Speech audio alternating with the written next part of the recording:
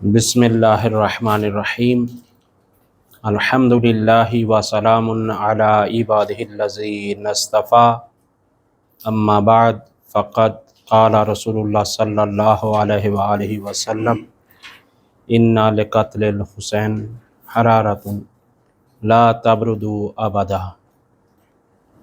فن خطابت کا ہمارا یہ دوسرا دورہ چل رہا ہے اور آج اس کی 14ویں اور آخری کلاس ہے۔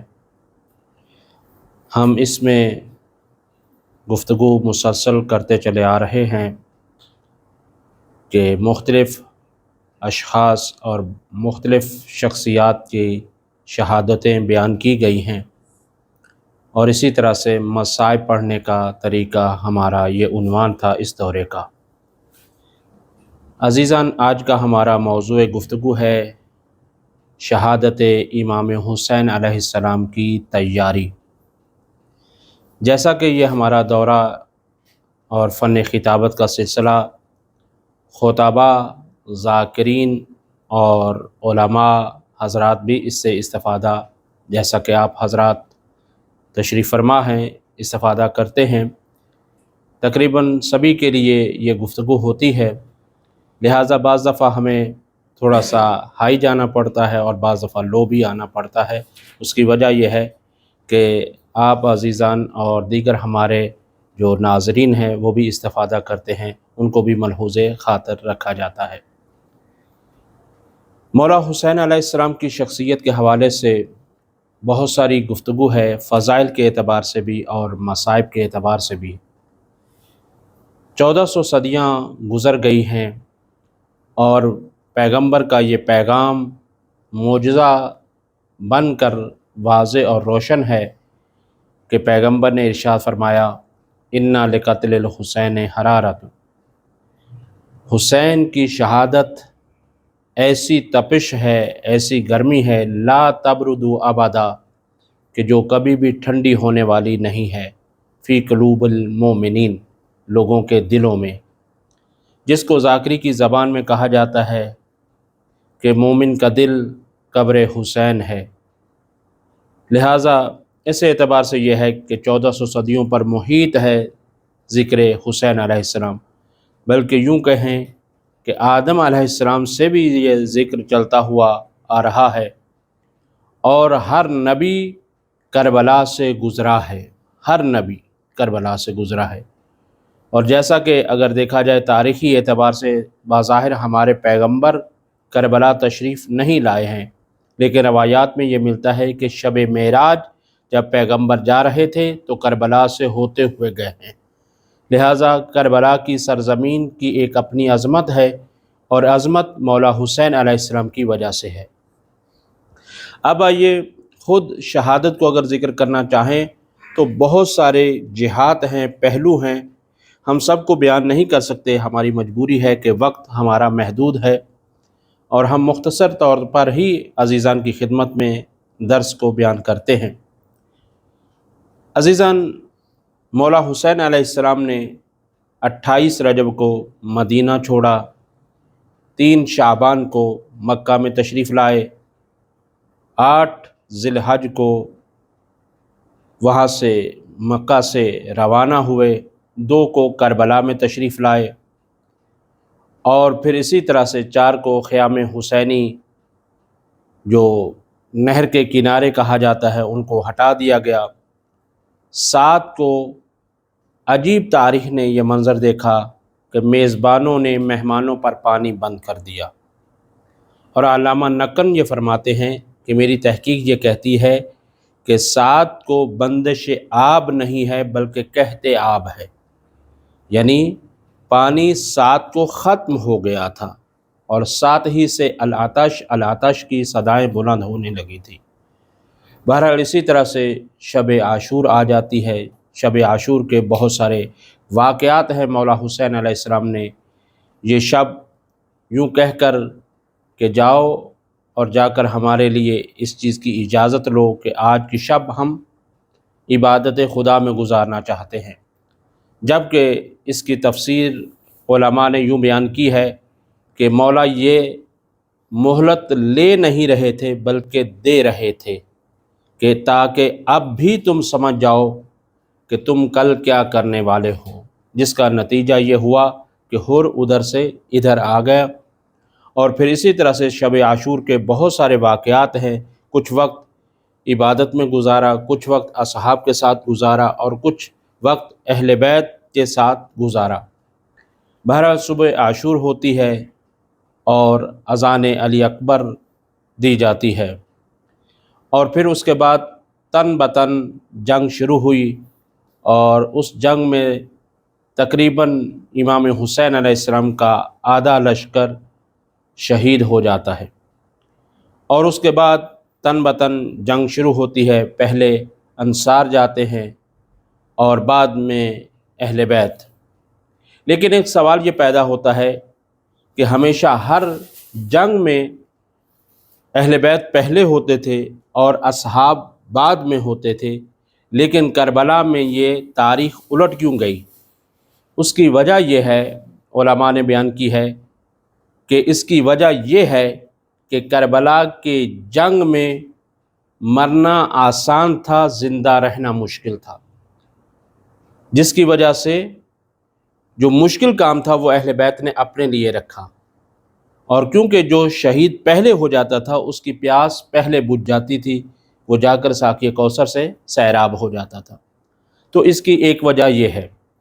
बहरहाल उसके बाद अहले बैत की बारी आती है तो बाज़ मकातिल ने या अक्सर मकातिल ने यह लिखा है कि सबसे पहले शहीद होने वाले का नाम शहज़ादा अली अकबर है और उसके बाद यके बाद दीगर अहले बैत भी शहीद हो जाते हैं। बस वो वक्त भी आता है कि जब अलविदा करने के लिए मेरे मौला हुसैन अलैहिस्सलाम ख़याम हुसैनी पर आए और आने के बाद अज़ीज़ान हाज़रीन और नाज़रीन, गुजारिश ये है कि क्योंकि हमारा ये दर्स है इस वजह से मैं अपने आप को उस मंजिल पर नहीं ले जा सकता कि जो असल मसाइब का रंग है, लेकिन एक ख़ुलासा आपकी खिदमत में पेश करना है। आप उसी को मुलाहज़ा फ़रमाएँ और आप अपनी खिताबत और ज़ाकरी में उसको ढालने की कोशिश कीजिएगा। अब यह है कि मौला हुसैन अलैहिस्सलाम की अलविदा कई मरतबा हुई है, एक दफ़ा नहीं है, चंदीन मरतबा मौला हुसैन अलैहिस्सलाम ने अलविदा किया है। लेकिन उनमें से आखिरी अलविदा को हम पढ़ते हैं जब ख़याम हुसैनी पर आए और उसके बाद आने के बाद कहा, मसला यहाँ पर मुख्तलिफ़ इबारात हैं, मसलन या ज़ैनबो या सकीना तो या उम्मा कुलसूम या रुकैया तो अलैकुन्ना मिन्नी सलाम, ए बीबियों मेरा आखिरी सलाम हो।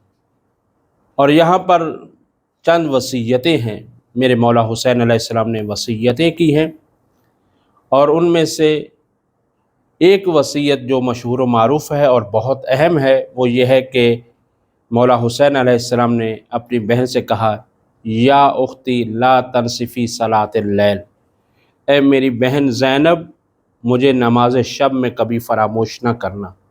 और उधर इमाम सज्जाद अलैहिस्सलाम फरमाते हैं कि करबला से कूफ़ा और कूफ़ा से शाम तक और हत्ता के शाम गरीबा में भी मेरी फूफी ज़ैनब की नमाज तहज्जुद भी क़ज़ा नहीं हुई। अल्लाह रे, ये मकाम अहले बैत है। बहरहाल उसके बाद मौला हुसैन अलैहिस्सलाम फरमाते हैं, या उख्ता हो एतीनी बिसौबिन अतीक, ए मेरी बहन ज़ैनब मेरा वो पुराना लिबास तो लेकर आओ कि ला युरगबु इलैहि, कि जो भी कोई भी उसकी तरफ रग़बत ना करे। असल ये चाहते थे कि मैं उसको अपने ज़ाहरी लिबास के नीचे पहन लूँ ताकि वो इतना जब बोसीदा होगा तो उसको कोई ले ना जाए, मेरा वही कफ़न बन जाए। लेकिन यहाँ पर मुख्तलिफ़ रवायात मौजूद हैं कि आखिरी लिबास जब मांगा या बीबी फ़िज़ा से ये कहा और जब लिबास लेकर आई तो वो यही था कि क्योंकि इससे पहले वसीयत कर चुकी थी बीबी ज़हरा सलामुल्लाह अलैहा कि जब आखिरी वक्त होगा तो उस वक्त आपका भाई ये लिबास आपसे मांगेगा, समझ जाना कि हुसैन शहादत के लिए जा रहे हैं। बहरहाल यहाँ पे बहुत तफसील के साथ वाक़यात मौजूद हैं, इख्तिसार और भी करना चाहूँगा। अलविदा होते हैं और फिर अपने بیٹے امام سید سجاد علیہ السلام کے خیمے میں آئے اور آ کر نصیحتیں اور وصیتیں اور آثار امامت اس کے حوالے کیا۔ وہ بھی مختلف سوالات کرتے ہیں کہ میرے چچا عباس کہاں گئے، اخیون الاکبر کہاں گئے؟ تو امام یہ کہتے جا رہے ہیں قد قتل قد قتل، لیکن یہی جب لفظ یہاں پر پہنچے کہ حضرت علی اکبر میرے بھائی کہاں گئے ہیں، تو اب یہ جواب نہیں دیا۔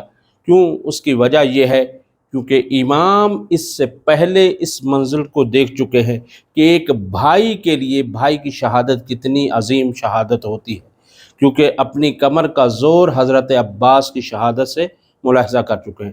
اب یہاں پر میرے مولا نے پلٹ کر یہ جملہ فرمایا، لا رجل فی الخیام الا انا وانت، اے میرے لال صرف یاد یہ رکھو کہ اب خیمے میں میرے اور آپ کے علاوہ کوئی نہیں بچا۔ بس وہاں سے الوداع ہوئے۔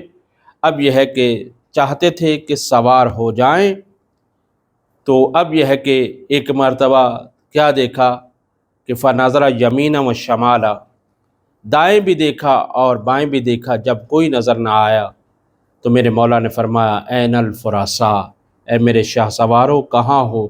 جب اس سے پہلے حسین سوار ہوتے تھے تو کوئی لجام فرس پکڑتا تھا، کوئی مجھے سوار کرتا تھا، اب کوئی بھی نہیں ہے۔ ایسے موقع پر امیر انیس نے جواب دی، کوئی آسرا نہ تھا شاہ کربلائی کو، فقط بہن نے سوار کیا تھا بھائی کو۔ وہ کیا منظر ہوگا؟ بس عزادارو، اس کے بعد جب میرے مولا حسین علیہ السلام زین پر سوار ہو چکے ہیں، اب یہ ہے کہ چاہتے ہیں کہ وہاں سے باہر آئیں، لیکن ذوالجناح ایک مرتبہ چلنے سے انکار کرتا ہے یا نہیں چلتا ہے، تو امام مخاطب ہو کر کہتے ہیں، اے میرے ذوالجناح، میں بھی جانتا ہوں صبح سے لاشیں اٹھا اٹھا کے تو بھی تھک چکا ہے، لیکن میں یہ وعدہ کرتا ہوں یہ حسین کا آخری سفر ہے، اس کے بعد تجھے کوئی زحمت نہ دوں گا۔ لیکن ذوالجناح اپنی بے زبانی میں یہ کہتا ہے کہ مولا، میں کوئی شامی و کوفی تو نہیں ہوں کہ میں سکینہ کو پامال کر دوں، ذرا میرے قدموں کی طرف دیکھیے۔ اب دیکھا تو کیا دیکھا کہ سکینہ 4 سال کی بچی اپنے بابا کے ذوالجناح کے سموں سے لپٹی ہوئی یہ کہہ رہی ہے، میرے بابا کے ذوالجناح میں دیکھ رہی ہوں جو صبح سے مقتل گیا ہے، واپس نہیں آیا، میرے بابا کو مقتل میں نہ لے جا۔ ایک مرتبہ میرے مولا حسین علیہ السلام ذوالجناح سے اترتے ہیں اور سکینہ سے مخاطب ہو کر کہتے ہیں، اے سکینہ، مجھے بھی اجازت دیجیے۔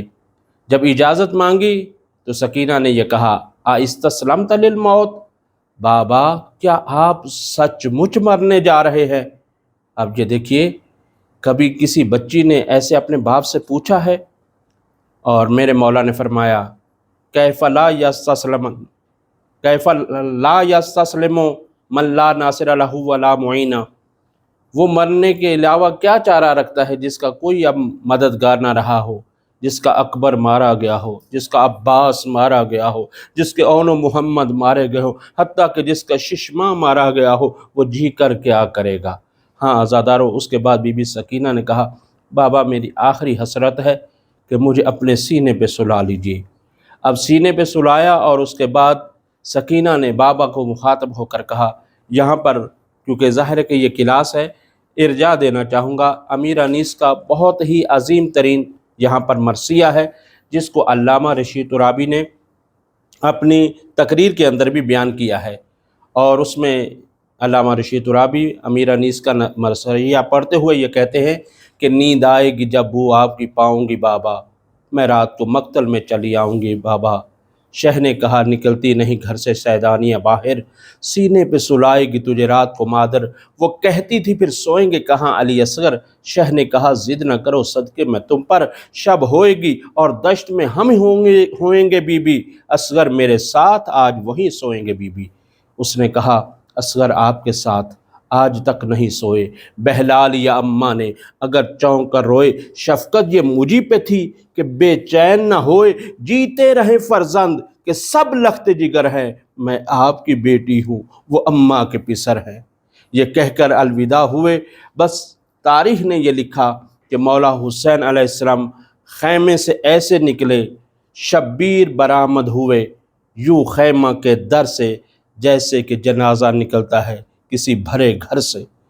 میرے مولا مقتل میں آئے اور آ کر جنگ کرنا شروع کی، اور یہ کہتے جا رہے تھے، پیاسے کی جنگ دیکھو، بھوکے کی جنگ دیکھو، اس کی جنگ دیکھو جس کا کڑیل جوان بھائی مارا گیا، اس کی جنگ دیکھو جس کا 18 سال کا جوان بیٹا مارا گیا۔ یہاں پر پھر ارجاع دینا چاہوں گا، علامہ طالب جوہری صاحب کی شام غریبہ اور ان کے یہ روز عاشور کے مصائب بہت ہی مشہور و معروف ہیں، اور بہت اچھے طریقے سے انہوں نے اس چیز کو پڑھا ہے۔ تو آپ وہاں پر بھی اپنے عزیزان جو ہمارے ذاکرین اور خطباء ہیں وہاں بھی رجوع کر سکتے ہیں اور وہاں سے استفادہ کریں۔ بہرحال یہ ہے کہ میرے مولا نے میدان جنگ میں آنے کے بعد کئی لوگوں کو فی النار کیا، اور اس کے بعد مختلف روایات ہیں کہ کہیں سے ہاتف غیبی کی آواز آئی، یا ایتھا النفس المطمئنہ ارجعی الی ربک راضیۃ مرضیہ، اے نفس مطمئنہ اپنے رب کی طرف پلٹا، تیرا خدا تجھ سے راضی ہو گیا۔ اب یہاں پر آپ ملاحظہ فرمائیں کہ ساری دنیا یہ چاہتی ہے کہ خدا راضی ہو جائے، اور رب یہاں پر ملاحظہ فرما رہے ہیں کہ رب اس وقت حسین سے راضی ہو رہا ہے۔ بہرحال یہ ہے کہ میرے مولا حسین علیہ السلام نے جیسے ہی یہ جملے سنے، اس کے بعد بعض اہل منبر اس کو بیان کرتے ہیں کہ مولا حسین علیہ السلام نے یہ کہہ کر تلوار کو نیام میں رکھا، انا للہ و انا الیہ راجعون۔ بہرحال اس کے بعد مختلف مصائب کے جملے ہیں کہ جس کا نتیجہ یہ ہوا کہ میرے مولا حسین علیہ السلام، یہاں مفصل ہے کیونکہ بہت زیادہ تفصیلات ہیں، اصل مصائب کا تو یہی مقام ہے کہ میرے مولا حسین علیہ السلام کو پیشانی پر تیر لگا، سینے میں تیر لگا، اور مختلف مقامات ہیں کہ جس طرح سے، اور آج بھی دعائے عرفہ میں جو مداح تھے وہ بیان کر رہے تھے، اور آغا قاضی نور اللہ شستری کا حوالہ دے کر یہ بیان کر رہے تھے کہ مولا حسین علیہ السلام کے پورے جسم میں سے صرف دانت سلامت تھے، باقی اعضاء ٹوٹ چکا تھا۔ بہت سخت مصائب ہے، اور اس پر بھی یہ کہتے ہیں کہ مولا حسین کے دندان مبارک پر بھی اس ظالم نے چھڑی ماری۔ تو آپ دیکھیں میرا مولا کتنا مظلوم ہے۔ بعض روایات میں ملتا ہے کہ 1900 ہے زخم، یعنی 1900 زخم تھے میرے مولا حسین پر، اور امیر انیس نے اپنے مرثیے میں بھی لکھا ہے 1900 ہے زخم، جس میں چاک چاک پر اے زینب نکل، حسین تڑپتا ہے خاک پر۔ یعنی زخموں پر زخم لگے ہوئے تھے، میرا مولا اتنا زخمی تھا کہ کوئی جگہ جسم کی خالی نہیں تھی کہ جہاں میرے مولا کو زخم نہ لگا ہو۔ لیکن آپ سمجھ سکتے ہیں کلیجے میں، اندر میں بیٹے کا زخم ہے، بھتیجوں کا زخم ہے، بھائی جوان کا زخم ہے، اور ظاہری جسم پر بھی تیروں کے زخم، تلواروں کے زخم، نیزوں کے زخم ہیں۔ بس اسی طرح سے میرا مولا زخمی ہوتا چلا گیا، جب پشت ذوالجناح پر نہ سنبھل سکا، اور ایک مرتبہ پشت ذوالجناح سے زین سے زمین کی طرف آئے لیکن زمین تک نہیں پہنچے۔ ایسے موقع پر حافظ کفایت بھی یہ جملہ بیان کرتے ہیں کہ عجیب قسمت ہے دونوں بھائیوں کی، ایک کے جنازے پر تیر اور ایک کا جنازہ تیروں پر۔ اور تقریباً بیان کرنے والوں نے بیان کیا ہے کہ 52 منٹ تک میرے مولا حسین کا لاشا نہ زین پر تھا نہ زمین پر، بلکہ تیروں پر معلق ہو گیا تھا۔ اور اس کے بعد بہرحال اسی نشیب میں آئے، اور جہاں پر میرے مولا کی شہادت ہوتی ہے۔ مختصر کرنے کے باوجود بھی مختصر نہیں ہو رہا، معذرت چاہتا ہوں۔ بہرحال یہ ہے کہ اس کے بعد میرے مولا حسین علیہ السلام اس مقام پر آئے اور آخری سجدے کے لیے بے چین ہوئے ہیں، کیونکہ احساس بندگی جانتے ہیں، سجدے کا مقام جانتے ہیں، بہت قریب سے جانتے ہیں۔ اپنے نانا کو بھی سجدے کی حالت میں دیکھا، اور بہت قریب سے دیکھا، اور بلکہ کاندھے پہ سوار ہو کر بھی دیکھا۔ جانتے ہیں کہ احساس بندگی کیا ہے۔ لیکن یہاں پر مختلف روایات ہیں، اختصار کے ساتھ ایک جہت اس کی یہ ہے کہ جس کو علامہ رشید رابی نے بہت دردمندانہ انداز میں فرمایا کہ اب جو سر سجدے میں رکھا، سر اٹھا نہیں، سر اٹھایا گیا۔ یہ ہے مقام شہادت میرے مولا کی۔ اور پھر اسی طرح سے یہ ہے کہ جو سخت ترین روایت ہے، جس کو علامہ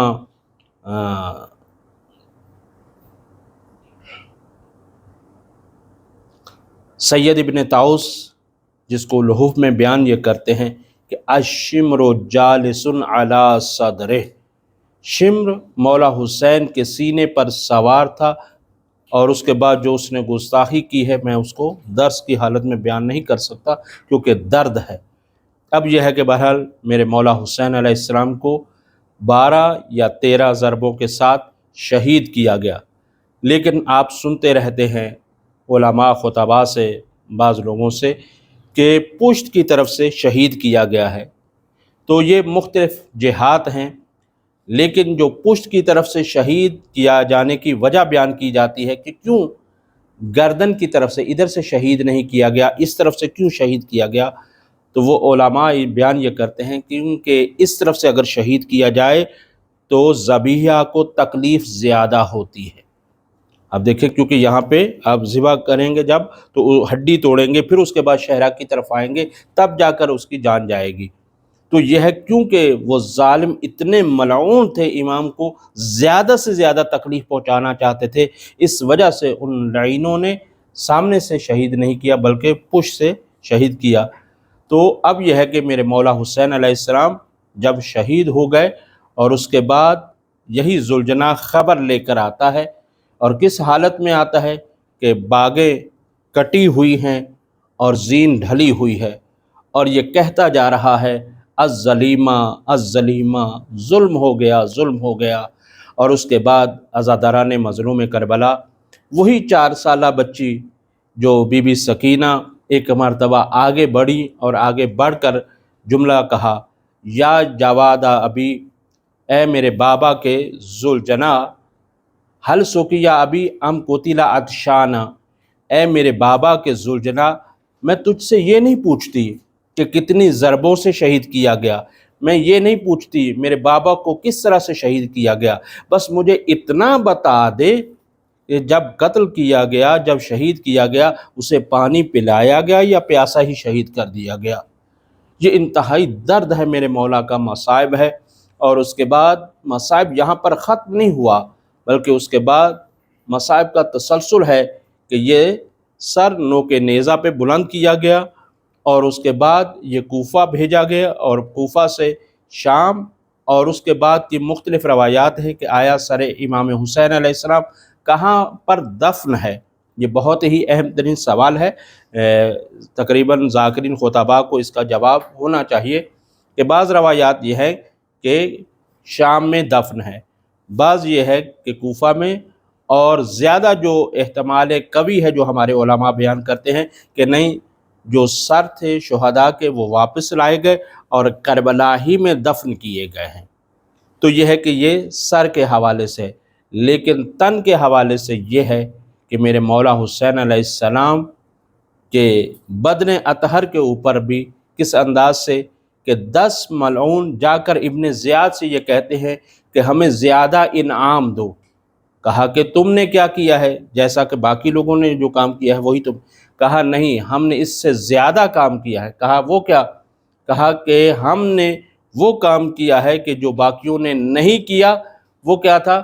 کہتے ہیں کہ نحن رززنا صدر الحسین الی ظہرہ، ہم نے حسین علیہ السلام کے سینے کو رزیز کر دیا۔ رزیز آپ جانتے ہیں درد کا جملہ ہے۔